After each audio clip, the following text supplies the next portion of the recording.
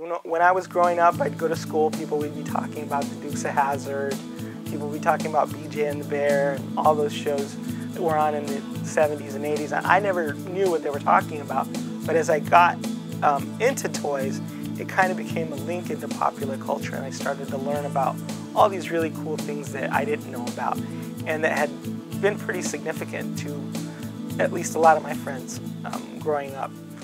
One of my friends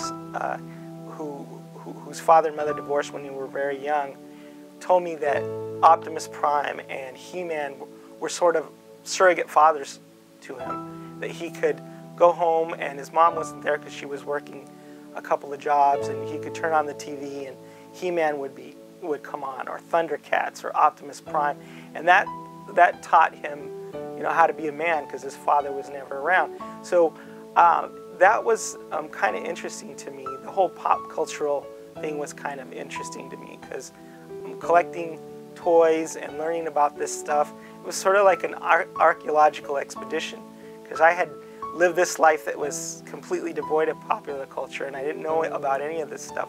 But as I got into toys and as I started to learn about them, I started to learn about a lot of things, a lot of pop cultural stuff that I didn't know about, so that made it fun. So I talked about the fact that my son, I wanted him to have toys when he was growing up that he could be proud of, role models that I could show him. I could, you know, bring out a figure and tell him about, you know, different movie stars or different sports heroes that were Mexican American, or, you know, like I said, Bruce Lee or Jackie Chan, or role models, things that kids can look up to. And I wanted him to be, his experience as a kid who was half Mexican and half Chinese, to be reflected to him in popular culture. Because I remember when I was growing up, you never got to see Mexican American characters as the heroes. You never got to see them,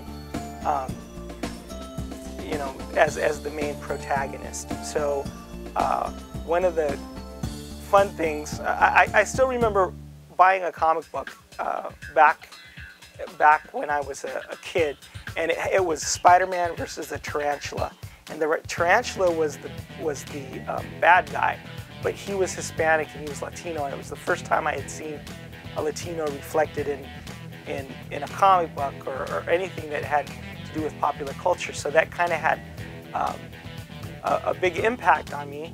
And even though he was a bad guy, I was rooting for him to beat Spider-Man. Spider-Man was my favorite, but you know, Tarantula I could kind of relate to because he was some sort of Latino, the kind of Latinos that they invent in comic books that come from, you know, countries in South America that don't actually exist. But still, it was. I remember that, and I remember how much, how significant it was to me, because I didn't really see myself reflected back in the popular culture. So I wanted my kids to have that, and I wanted to be able to tell them about heroes and movie stars and people like that, so that they could have role models. The first action figure that I bought was probably about 10 years ago, and it was a Bruce Lee figure. I think it was from the game of Death. And Bruce Lee was a big hero of mine growing up, because we would visit my cousin, and my cousin had a television, and sometimes when we stayed up after midnight, we would get to watch all these really cool Chinese kung fu movies, and I got introduced to Bruce Lee. So of course he was my hero, he was everybody's hero back then, and so I wanted to get a Bruce Lee, and that's kind of where it started. That was my first figure. One of the things about collecting is that you start getting more and more action figures and more things, and you really want to learn more about them. You want to learn about, you know, who created them, where they came from, when they were made, what companies put them out, you know, maybe if there are other figures that are related to a figure that you found or a property that you found, you know, what their value might be, things like that. And I think that the idea of having a price guide, an online sort of repository of knowledge that you can use to catalog your collection, research what you have, keep track of what you have, and find new things to buy.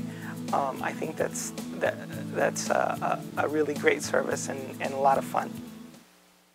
He'll fight for freedom wherever there's trouble. Are those the new Joes, Destro? Yes, Commander. Who's on the watchtower? That's the Jungle Trooper. Codename Rakundo. And manning the howitzer? That's the Flamethrower. Codename Blowtorch. And the Halo Jumper. Codename Ripcord. Who's by the bivouac? That's the Dog Handler. Codename Mutt. And his dog Junkyard. They've not seen the last of Cobra. Watchtower, Howitzer, Bivouac, and G.I. Joe figures each sold separately from Hasbro.